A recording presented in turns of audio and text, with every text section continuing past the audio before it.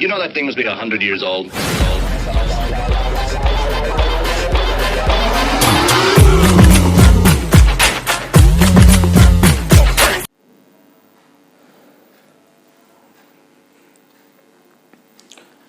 Hello students, मैं विश्वजीत रंजन तुम सबों का बीसू सर अपने ऑनलाइन वीडियो लेक्चर में सभी स्टूडेंट्स का स्वागत करता हूं। हम लोग का जो आज का टॉपिक ऑफ डिस्कशन है ये एसबीटी मैकेनिकल ब्रांच के जो बच्चे अभी 5th सेमेस्टर में पढ़ रहे हैं उन लोगों के लिए है। आज के वीडियो लेक्चर में हम जो टॉपिक डिस्कस करने जा रहे हैं ये तुम लोगों के ऑटोमोबाइल इंजीनियरिंग सब्जेक्ट का एक टॉपिक है, जिसमें आज हम लोग डिस्कशन करेंगे पावर स्टीयरिंग के बारे में। पावर स्टीयरिंग होता क्या है? देखो, पावर स्टीयरिंग समझने से पहले, किताब में जो दिया है इसको जानने से पहले हम थोड़ा सा एक जनरल डिस्कशन, बात संवाद तुम लोग के साथ कर लेना चाहते हैं, ताकि तुम्हारे माइंड में कुछ कंसेप्ट पहले से डेवलप हो सके। और जब उन बेसिक कंसेप्ट को तुम अपने ब्रेन में डेवलप कर लोगे तो पावर स्टीयरिंग समझना यूं चुटकियों का काम हो जाएगा। नहीं तो ये टॉपिक बहुत ही पेचीदा और कॉम्प्लेक्स टॉपिक है। तो चलो अब हम लोग अपने डिस्कशन को पहले करेंगे कि पावर स्टीयरिंग क्या है। तो देखो, जब हमारा व्हीकल टर्न करता है तो दो अवस्था है। जब हमारा व्हीकल किसी रोड पर टर्न करता है तो दो अवस्था है, एक टर्न करने के पहले और एक तो टर्न करने के बाद।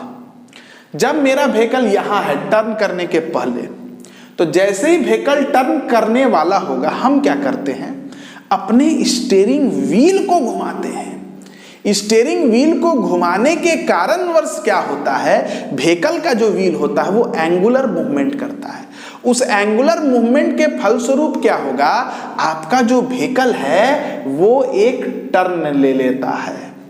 जब व्हीकल टर्न ले चुका होता है तो अब दूसरी अवस्था में आ जाते हैं। तो जब व्हीकल टर्न ले चुका है तब इस व्हीकल को स्ट्रेट रोड पर चलाना है। इसके लिए आप क्या करते हैं, अगर आपने टर्न करने के लिए स्टीयरिंग व्हील को एंटी क्लॉकवाइज डायरेक्शन में घुमाया था, तो व्हीकल को स्ट्रेट चलाने के लिए आप क्या कीजिएगा, टर्निंग के लिए स्टीयरिंग व्हील को अगर आप एंटी क्लॉकवाइज डायरेक्शन में घुमाए थे, जिससे क्या हुआ था, आपके व्हीकल के व्हील पर एंगुलर मूवमेंट आया था। जब टर्न व्हीकल ले चुका है तो व्हीकल को स्ट्रेट रोड पर चलाने के लिए आप क्या चाहते हैं कि आपके व्हीकल के व्हील पर जो एंगुलर मूवमेंट आया था वो समाप्त हो सके और आपका गाड़ी का पहिया सीधा हो। इसके लिए आप क्या कीजिएगा, अपने स्टीयरिंग व्हील को पहले जैसे घुमाए थे उसके विपरीत दिशा में घुमाते हैं, जिससे क्या होगा, आपका व्हीकल का जो व्हील है जिसमें एंगुलर मूवमेंट आया था, जिसके फलस्वरूप आपका व्हीकल टर्न किया था, वो एंगुलर मूवमेंट समाप्त होता है और आपका व्हीकल का व्हील स्ट्रेट होता है, जिसके बाद आपका व्हीकल स्ट्रेट रोड पर चलता है। तो टर्निंग के समय दो अवस्था है, एक टर्निंग के पहले और एक टर्निंग के बाद। टर्निंग के पहले भी ड्राइवर को स्टीयरिंग व्हील को घुमाना है, एफर्ट लगाना है, और जब व्हीकल टर्न कर चुका होगा तो व्हीकल के व्हील को स्ट्रेट करने के लिए भी ड्राइवर को पहले जिस दिशा में स्टीयरिंग व्हील घुमा था उसके विपरीत दिशा में स्टीयरिंग व्हील को घुमाना पड़ता है। और आप जानते हैं कि स्टीयरिंग व्हील को घुमाने में before turning and after turning driver को एफर्ट तो लगाना है। अगर मेरा जो व्हीकल है वो लॉन्ग डिस्टेंस चल रहा है तो बार बार स्टीयरिंग व्हील को घुमाने में आपके ड्राइवर को काफी ज्यादा थकावट फील होने लगेगा, उसका हाथ पकड़ने लगेगा। मानते हैं स्टीयरिंग गियर बॉक्स लगाने से एफर्ट कम हो जाता है, लेकिन ऐसा तो नहीं कि एफर्ट समाप्त हो जाता है। तो हम देख रहे हैं कि हमारे व्हीकल पर अगर मेरे व्हीकल को लंबा दूरी तय करना है और निश्चित तौर पर रोड है तो भाई टर्न तो लेना पड़ेगा ना गाड़ी को, तो उसके लिए व्हीकल का जो ड्राइवर होगा उसको स्टीयरिंग व्हील को घुमाना पड़ेगा before turning and after turning. और इस स्टीयरिंग व्हील को before turning and after turning घुमाने में जो व्हीकल का ड्राइवर होगा उसको काफ़ी ज़्यादा थकावट होगा, फटीग होगा। तो इस प्रॉब्लम से बचने के लिए हम अपने स्टीयरिंग सिस्टम में पावर स्टीयरिंग को यूज करने लगे। पावर स्टीयरिंग क्या करता है? पावर इंड्यूस करता है, पावर प्रोड्यूस करता है। किस पर पावर प्रोड्यूस करता है? तो इस स्टीयरिंग व्हील पर, जिसके वजह से आपके ड्राइवर को before turning and after turning जो एफर्ट लगाना पड़ रहा है वो एफर्ट बिल्कुल नेग्लिजिबल हो जाता है और आपके व्हीकल के ड्राइवर को कोई फटीग फील नहीं होता है। Power steering gives power to the steering system, बस ऐसा समझ लो। ड्यू टू विच, जिसके वजह से the effort made by the driver on the steering wheel before turning and after turning gets minimized and negligible, एकदम कम से कम हो जाता है। तो एक तुम लोग समझ गए हो कि पावर स्टीयरिंग का काम क्या है, पावर स्टीयरिंग करता क्या है। पावर स्टीयरिंग क्या करता है? तो पावर स्टीयरिंग हमारे स्टीयरिंग सिस्टम को पावर देता है, जिससे क्या होता है? स्टीयरिंग व्हील को घुमाने में जो एफर्ट लग रहा है ड्राइवर के द्वारा व्हीकल को टर्न करने से पहले और टर्न करने के बाद, वो एफर्ट मिनिमाइज हो जाता है, वो एफर्ट नेग्लिजिबल हो जाता है, ना के बराबर हो जाता है। दूसरी बात, पावर स्टीयरिंग जो हम लोग यूज करते हैं ये हम लोग जनरली 4 व्हील व्हीकल्स में यूज करते हैं, जैसे कार हो गया, बस हो गया, ट्रक हो गया। मोटरसाइकिल स्कूटर में ये सब यूज नहीं होता है। तो आई होप तुम लोगों को पावर स्टीयरिंग का कंसेप्ट एक बार समझ में आ गया होगा कि पावर स्टीयरिंग है क्या। ठीक है, तो बोर्ड में हम ये चीज लिखे नहीं कि पावर स्टीयरिंग है क्या, तुम लोग इसको लिख लो और लास्ट में हम लिखवा देंगे ऐसे, लेकिन तुम लोग लिख लो power steering gives induce power to the steering system. Power steering क्या है? पावर स्टीयरिंग क्या देता है? तो पावर देता है किसको? स्टीयरिंग सिस्टम को। Due to which the effort made by the driver of the vehicle during turning gets minimize, gets negligible. जिससे जो एफर्ट मेरा ड्राइवर को लगाना पड़ता है व्हीकल को टर्न कराने में, स्टीयरिंग व्हील को घुमाने के लिए, वो एफर्ट मिनिमाइज हो जाता है, वो एफर्ट नेग्लिजिबल हो जाता है। यही पावर स्टीयरिंग का कंसेप्ट है। अब हम चाहते हैं कि बोर्ड पर जो भी चीज लिखा है पहले,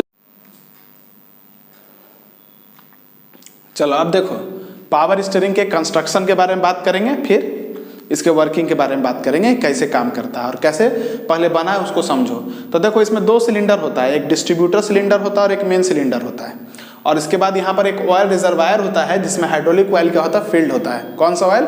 हाइड्रोलिक ऑयल फील्ड होता है, जो कि इनकम्प्रेसिबल होता है नेचर में, जो दबता नहीं है, याद रखना है। ठीक है, चलो अब देखो ये जो डिस्ट्रीब्यूटर सिलेंडर है और ये जो मेन सिलेंडर है, इसको हम लोग क्या करते हैं? पाइपलाइन से जोड़ देते हैं। ठीक है, किससे जोड़ते हैं? पाइपलाइन से जोड़ देते हैं। ये जो पाइपलाइन है इसको हम लोग इन लाइन कहते हैं और ये जो पाइपलाइन है इसको हम लोग आउटलाइन कहते हैं। यहाँ पर 2 ठो ओपनिंग है, एक ठो R1 कहलाता है, एक ठो R2 कहलाता है। अब यहाँ पर ये जो तुम्हारा ऑयल रिजर्वायर दिख रहा है, इस ऑयल रिजर्वायर को, जिसमें हाइड्रोलिक ऑयल फील्ड होता है, इसको डिस्ट्रीब्यूटर सिलेंडर से कनेक्ट करते हैं और यहाँ पर एक ओपनिंग है जिसका नाम है A और यहाँ पर एक ओपनिंग है जिसका नाम है B। ये एक ओपनिंग है, ये जो ओपनिंग है यहाँ पर तुम लोग देखो, ये जो ऑयल रिजर्वायर है यहाँ पर एक पंप होता है जो प्रेशराइज्ड ऑयल को क्या करता है? इस पाइपलाइन से डिस्ट्रीब्यूटर सिलेंडर में भेजता है। इस ओपनिंग का नाम हम लोग C रख देते हैं, लिखने में हमसे छूट गया है, इसको हम लोग C के नाम से लिखते हैं। इस ओपनिंग का नाम हम लोग C लिखते हैं। अब देखो, अब इस डिस्ट्रीब्यूटर सिलेंडर के अंदर में ये देखो, ये जो तुम नजर आ रहा है V1 V2, इसको स्पूल भाल्व कहते हैं।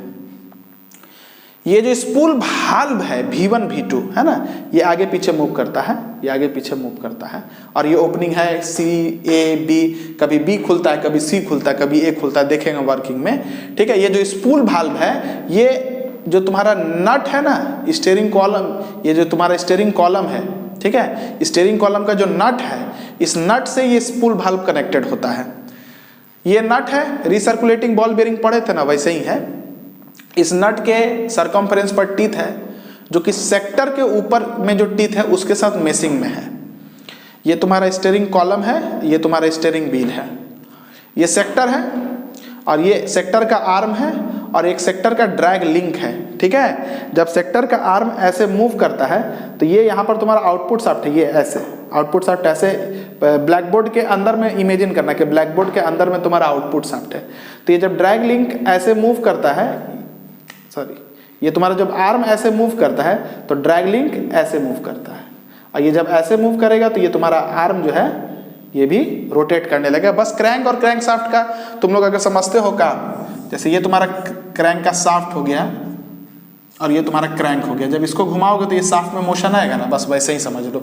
ये तुम्हारा जो ड्रैग लिंक है जब ये घूमेगा तो ये शाफ्ट को क्या करेगा, रोटेट करेगा। और जब आउटपुट शाफ्ट रोटेट होने लगेगा तो आउटपुट शाफ्ट का जो मोशन है, कैसे पिटमैन आर्म के थ्रू, स्टब एक्सल के थ्रू, है ना, पिटमैन आर्म से, कनेक्टिंग लिंक से, टाई रॉड से, कैसे स्टब एक्सल होते हुए व्हील पर जाता है, ये सब तो तुम लोग जानते ही हो। अब देखो, तो ये इसका कंस्ट्रक्शन का बात हो गया, तो एक बार इसको हम पढ़ के समझा देते, फिर वर्किंग में तुम लोग को समझाएंगे। पहले कंस्ट्रक्शन में लिखना क्या एग्जाम में, इसको ध्यान दो। It consist of 2 cylinder, one is distributor cylinder and other is main cylinder. 2 cylinder होता है, एक डिस्ट्रीब्यूटर सिलेंडर होता है और एक तो मेन सिलेंडर होता है। Distributor cylinder contains spool valve V1 and V2। ये जो डिस्ट्रीब्यूटर सिलेंडर है इसमें स्पूल भाल्व है V1 और V2। while another cylinder is our main cylinder, और जो ये सिलेंडर है ना तुम्हारा, ये मेन सिलेंडर है। मेन सिलेंडर में एक पिस्टन का अरेंजमेंट है, और ये जो पिस्टन है तुम्हारा, ये जो पिस्टन है, इसका जो रॉड है, इस रॉड पर होता है रैक। रैक किसके साथ मेस में है, तो रैक मेस में है सेक्टर के साथ, इसको सेक्टर बोलते हैं हम लोग, ठीक है। while the another cylinder is our main cylinder contains piston arrangement, जिसमें पिस्टन अरेंजमेंट होता है विथ ए गियर रैक, और ये जो पिस्टन अरेंजमेंट है इसमें गियर रैक है अटैच्ड विथ पिस्टन, और ये जो गियर रैक है किससे अटैच है, विथ पिस्टन के साथ। Both cylinder is connected with pipeline, ये सिलेंडर और ये सिलेंडर दोनों किससे कनेक्टेड है भाई, तब पाइपलाइन से कनेक्टेड है। अभी समझते जाना, फिर देखो सब पिक्चर धीरे धीरे क्लियर होने लगेगा। Steering column contain recirculating ball bearing arrangement. ये जो स्टीयरिंग सिस्टम है तुम्हारा, ये जो स्टीयरिंग कॉलम है, ये स्टीयरिंग कॉलम है, इसमें यहाँ पर रिसर्कुलेटिंग बॉल बेरिंग है, लेकिन हम लोग ऐसा फिगर बनाते हैं। रिसर्कुलेटिंग बॉल बेरिंग कैसा होता है तुम लोग समझते हो, बस किताब में ऐसा दिया इसलिए हम लोग ऐसा बनाते हैं, लेकिन इसके अंदर में रिसर्कुलेटिंग बॉल बेरिंग रहता है। हैविंग सेक्टर विथ टीथ, जिसमें सेक्टर है, इसको सेक्टर बोलते हैं। इस सेक्टर में भी टीथ है, एक साइड सेक्टर नट के टीथ के साथ मेस में है और दूसरे साइड का सेक्टर रैक के टीथ के साथ मेस में है। Sector with WITH, sector with teeth is in mesh with nut on one side, sector with teeth is in mesh with nut on one side and with rack on other side, और sector with teeth is in mesh with rack on other side.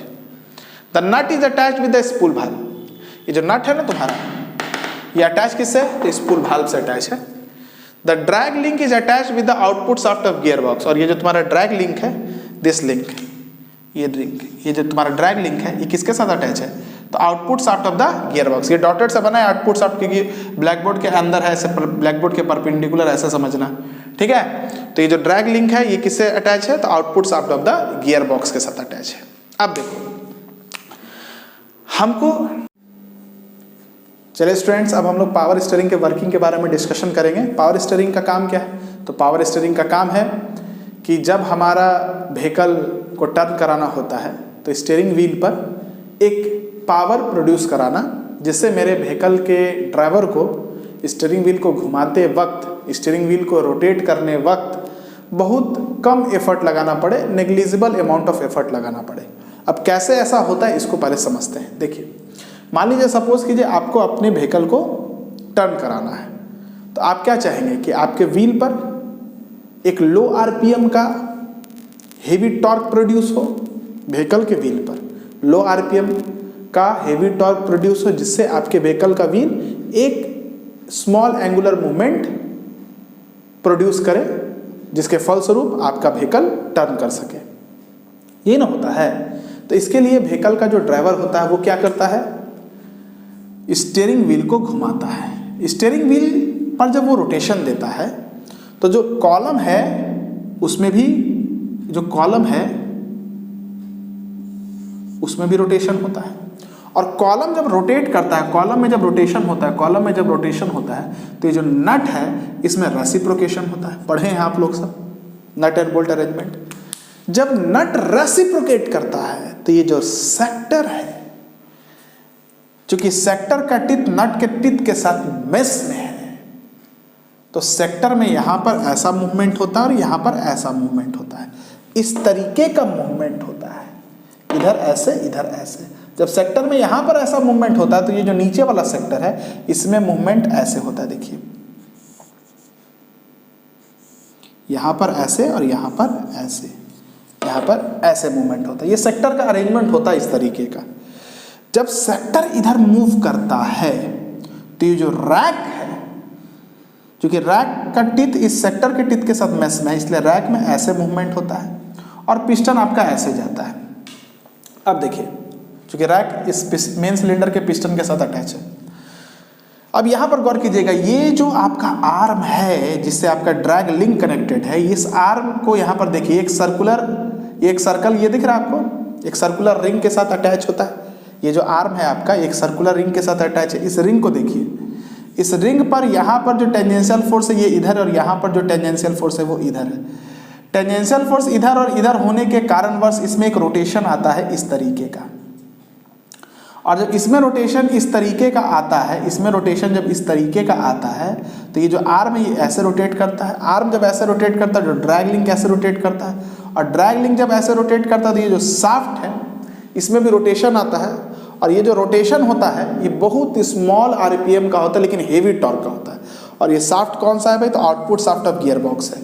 इसी तरीके से आपके gear box के output shaft पर heavy torque with low RPM आ जाता है ना। ये समझ लो तुम, ऐसा है, ये शाफ्ट को ऐसे समझो, ये शाफ्ट को ऐसे समझो, और ये जो तुम्हारा ड्रैग लिंक है, ये जो ड्रैग लिंक है इसको ऐसे समझो,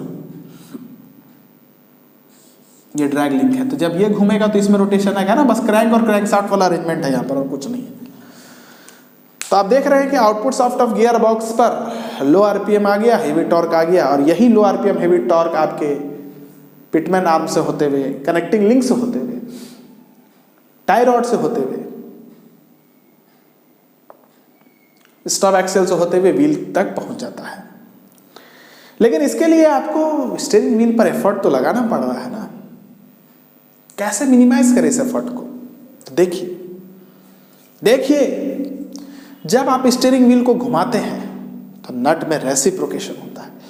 इधर काम को भूल जाइएगा, नट में जब रेसिप्रोकेशन होता है, ये जो भाल्व देख रहे हैं ना, ये भाल्व के पोजीशन में बदलाव होता है। और जब भाल्व के पोजीशन में बदलाव होता है तो ये जो V1 भाल्व है ये पहुंच जाता है यहां पर, और ये जो V2 भाल्व है ये पहुंच जाता है यहां पर। जिसके वजह से क्या होता है, ये जो पंप होता है ये प्रेशराइज्ड हाइड्रोलिक ऑयल को पोर्ट सी से होते हुए, ये जब यहां पहुंच गया तो पोर्ट सी से होते हुए पोर्ट R2 से यहां पहुंच गया, ये रास्ता खुल गया, पोर्ट सी से होते हुए R2 से होते हुए इनलाइन से होते हुए यहां पहुंचा देगा ऑयल को। जिससे क्या होता है, ये जो पिस्टन है इस पर एक प्रेशर फोर्स लगता है हाइड्रोलिक ऑयल का, और पिस्टन आगे जाता है। पिस्टन जब आगे जाता है तो इधर वाला जो हाइड्रोलिक ऑयल है वो इधर आउटलाइन से होते हुए ये पोर्ट R1 से होते हुए, पोर्ट A से होते हुए ये चेंबर में चला जाता है। अब देखो क्या हो रहा है कि जब मेरा पिस्टन आगे जा रहा है तो अब क्या होगा, रैक इधर मूव करेगा, रैक इधर मूव करे तो ये सेक्टर पर मूवमेंट इधर होगा, सेक्टर पर मूवमेंट जब इधर होगा तो ऊपर वाले सेक्टर पर मूवमेंट इधर होगा, और जब नट में रेसिप्रोकेशन इधर होगा, इसका मतलब क्या है, कॉलम में रोटेशन होगा, कॉलम में रोटेशन, इसका मतलब स्टीयरिंग व्हील अब अपने आप घूमने लगेगा, आपको एफर्ट लगाने की जरूरत नहीं है। हम यही तो चाहते थे कि स्टीयरिंग व्हील को घुमाने में हमको एफर्ट नहीं लगे। तो यहाँ पर देखिए, यहाँ पर रैक में अपने आप मूवमेंट आता है जब ये भाल्व के पोजीशन में बदलाव होता है, और जब भाल्व के पोजीशन में बदलाव होगा, रैक में जब मूवमेंट अपने आप आ जाता है due to the hydraulic pressure of hydraulic oil, तो ये जो आपका स्टीयरिंग कॉलम है इसमें जो रोटेशन आता है ये अपने आप आता है। स्टीयरिंग व्हील में भी रोटेशन जो होगा स्टीयरिंग कॉलम के वजह से अपने आप आता है, ड्राइवर को एफर्ट लगाने की ज़रूरत नहीं पड़ती है। ये तो टर्निंग के लिए हो गया। रिटर्निंग में क्या करिए, रिटर्निंग में क्या करते हैं हम लोग, स्टीयरिंग व्हील को विपरीत दिशा में घुमाना चाहते हैं। जैसे ही आप एक इनिशियल मूवमेंट देते हैं स्टीयरिंग व्हील में तो ये जो कॉलम है इसमें भी रोटेशन होगा। कॉलम जब रोटेट करेगा तो नट रेसिप्रोकेट करेगा। इस बार नट ऐसे रेसिप्रोकेट करेगा। इस बार जब नट ऐसे रेसिप्रोकेट करेगा, अच्छा पिछला पोजीशन में याद रखना है, ऑयल आया तो ऐसे था, लेकिन इधर वाला ऑयल ये रिटर्न लाइन है, ऐसा समझना। बाहर बना दो इसको, इधर से जाता है ना, ये अंदर से कुछ यहाँ पर अरेंज कनेक्शन होता है, इसका ऐसे चला जाता है। अब देखो, जब हमारा स्टीयरिंग कॉलम रिटर्निंग के लिए इधर विपरीत दिशा में रोटेट करता है तो नट रेसिप्रोकेट पीछे किया।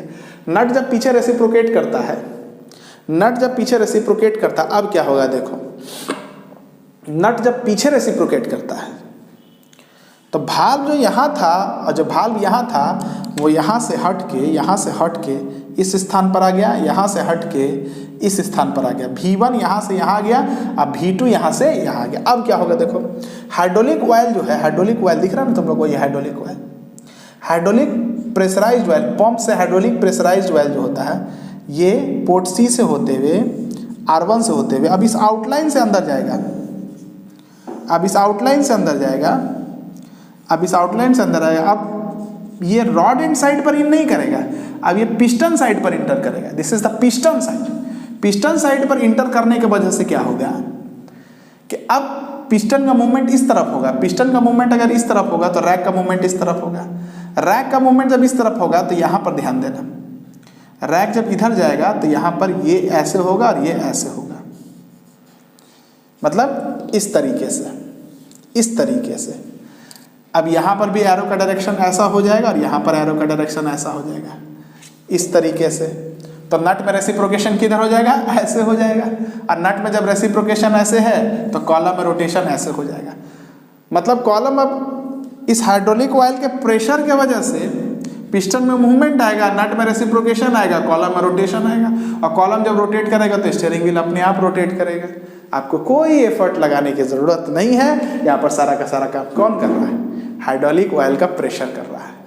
यही तो पावर स्टीयरिंग है, जिसमें टर्निंग के समय और रिटर्निंग के समय स्टीयरिंग व्हील पर जो ड्राइवर एफर्ट लगा रहा है वो मिनिमाइज हो गया, वो नेग्लेक्ट हो गया। बस उसको उतना ही एफर्ट लगाना है कि ये भाल्व का पोजीशन में बदलाव आए। आपको स्टीयरिंग व्हील पर उतना ही एफर्ट लगाना है कि इस नट में इतना रेसिप्रोकेशन आ जाए कि भाल्व के पोजीशन में बदलाव आ जाए। उसके बाद कहानी तो सबको क्लियर है। और जब पिस्टन रिटर्निंग के समय, जब पिस्टन इधर मूव करता है तो यहाँ का जो ऑयल होगा वो इनलाइन से होते हुए पोर्ट R2 से होते हुए पोर्ट B से होते हुए यहाँ से ऐसे रिटर्न हो जाता है। क्लियर हो गया? आई होप आपको वर्किंग अच्छे से समझ में आ गया होगा। अब इसी बात को हम लिखवाना चाहते हैं तो हम लिखवा देते हैं। बोर्ड पर जो लिखा हुआ इसको फटाफट। चलिए स्टूडेंट्स, अब हम लोग वर्किंग के बारे में डिस्कशन करेंगे। तो वर्किंग का दो कंडीशन होता है, एक टर्निंग और एक रिटर्निंग, है ना। It has two working condition, turning and returning, जिसके बारे में आपको अच्छे से हम समझा चुके हैं। एक बार पढ़ लीजिए, एग्जाम में क्या लिखिएगा अपने कॉपी में, नोट्स में। Turning, when the steering wheel rotate column also rotate, जब स्टीयरिंग व्हील को घुमाते हैं तो कॉलम भी घूमता है। Which causes the nut to reciprocate, जिससे क्या होता है आपके नट में रेसिप्रोकेशन होता है। Due to which valve change the position, जिसके वजह से भाल्व पोजीशन को चेंज करता है। ये यहाँ आता है, ये यहाँ आता है, V1 आगे, V2 आगे। अब क्या होगा, in change the position in which the high pressurized oil from the reservoir, जो रिजर्वायर में हाई प्रेशराइज्ड ऑयल है वो पंप से पोर्ट C से होते हुए ये जब इधर आ गया, ये जब यहाँ पर आ गया तो पोर्ट C से होते हुए R2 से होते हुए इनलाइन से होते हुए रॉड एंड साइड पर इंटर करेगा। प्रेशराइज्ड ऑयल जब रॉड एंड साइड पर इंटर करेगा तो क्या होगा, आपका पिस्टन आगे मूव करेगा, रैक के फॉरवर्ड मोशन को सपोर्ट करेगा। और रैक जब आगे मूव करेगा तो सेक्टर में मूवमेंट आ जाएगा। नट में जो रेसिप्रोकेशन होता था वो भी सपोर्टेड हो जाएगा। और नट जब रेसिप्रोकेट करेगा तो कॉलम रोटेट करेगा, आपका स्टीयरिंग व्हील भी रोटेट करेगा। लेकिन ये जो स्टीयरिंग व्हील में रोटेशन आ रहा है, ये क्यों आ रहा है, तो ये हाई प्रेशराइज्ड ऑयल जब पिस्टन को धक्का दिया तो रैक में मूवमेंट है, उसके वजह से आ रहा है। आपको इसको रोटेट करने में एफर्ट नहीं लगाना पड़ रहा है। क्लियर हो रहा है? तो यही बात यहाँ लिखा हुआ है, high pressurized oil from the reservoir goes to the rod end side of main cylinder through inline pipeline, है ना। जो हाई प्रेशराइज्ड ऑयल था रिजर्वायर से मेन सिलेंडर में इंटर किया इनलाइन पाइपलाइन के through. This support the motion of the rack, जिससे rack का मोशन सपोर्ट हुआ, and the effort required to rotate the wheel gets minimize, जिससे इस व्हील को रोटेट करने में जो एफर्ट लगाना पड़ रहा था वो मिनिमाइज हो गया। रिटर्निंग के समय क्या होता है, जब व्हील को विपरीत दिशा में आप घुमाते हैं, जब व्हील को आप विपरीत दिशा में घुमाते हैं, हालांकि घुमाने की जरूरत भी नहीं पड़ता है, जब आप स्टीयरिंग को घुमाए थे ना, उसके बाद खाली स्टीयरिंग व्हील को छोड़िएगा तो वो अपने घूमने लगता है। तो जैसे ही थोड़ा सा इनिशियल मूवमेंट स्टीयरिंग व्हील में आता है तो आप बोलेंगे स्टीयरिंग व्हील रोटेट्स। जब स्टीयरिंग व्हील विपरीत दिशा में घूमता है, column rotate in opposite direction, ये जो कॉलम है ये भी अपोजिट डायरेक्शन में घूमता है, which causes the nut to reciprocate, जिसकी वजह से नट में रेसिप्रोकेशन होता है, लेकिन इस बार उल्टा होता है।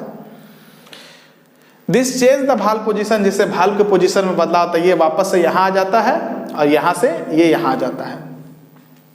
Now the high pressurize, HP मतलब high pressurized oil enter to the piston side of the main cylinder. अब जो हाई प्रेशराइज्ड ऑयल है, ये हाई प्रेशराइज्ड ऑयल यहाँ से पोर्ट C से होते हुए, R1 से होते हुए, आउटलाइन पाइपलाइन से होते हुए पिस्टन साइड में इंटर करता है। Now the high pressurized oil enter to the piston side of the main cylinder through outline pipeline, this support the motion of the rack. अब जब यहाँ प्रेशराइज्ड वाला आ रहा था, पिस्टन इधर मूव करेगा, रैक का मोशन सपोर्ट होगा, रैक जब इधर मूव करेगा तबे ना स्टीयरिंग व्हील विपरीत दिशा में घूमता है, अभी बताए थे ना पहले, तो यही बात है। This support the motion of the rack and the effort required to rotate the wheel gets minimize, जिससे क्या होता है, इस स्टीयरिंग व्हील को घुमाने में जो एफर्ट लगेगा वो मिनिमाइज हो जाता है। यही पावर स्टीयरिंग था, जिसमें हम लोग स्टीयरिंग व्हील पर हाइड्रोलिक ऑयल के द्वारा एक पावर को प्रोड्यूस करते हैं, जिससे ड्राइवर को स्टीयरिंग व्हील को घुमाने के समय, टर्निंग और रिटर्निंग के समय मिनिमम एफर्ट लगाना पड़े। आई होप आपको पावर स्टीयरिंग अच्छे समझ में आ गया होगा। ये इंपॉर्टेंट है, एग्जाम में है, एकदम पूछेगा, लॉन्ग आंसर, लॉन्ग क्वेश्चन में ये क्वेश्चन पूछेगा, जरूर पूछेगा इस बार के एग्जाम में, इट इज़ वेरी इंपॉर्टेंट। तो आई होप आपको ये खत्म हो गया आपका स्टीयरिंग सिस्टम। आज व्हील अलाइनमेंट का भी आज हम भेज देंगे तुम लोग को वीडियो, व्हील अलाइनमेंट खत्म हो जाएगा, उसके बाद कंट्रोल सिस्टम में खाली ब्रेक रह जाएगा, छोटा सा टॉपिक रहेगा, तो उसको भी जल्दी से जल्दी हम खत्म करेंगे। थोड़ा सा वीडियो नहीं बना पा रहे थे, मेरे घर में एक गुड न्यूज़ था, है ना, तो अब वीडियो बनाना शुरू कर दिए, तो घबराना नहीं, एकदम टाइम पर सिलेबस खत्म कर देंगे। और जब तक मेरा सिलेबस खत्म नहीं होगा तब तक तुम्हारा एग्जाम शुरू नहीं होगा, इसलिए निश्चिंत रहना। Keep watching us, keep learning our content. जय मैकेनिकल।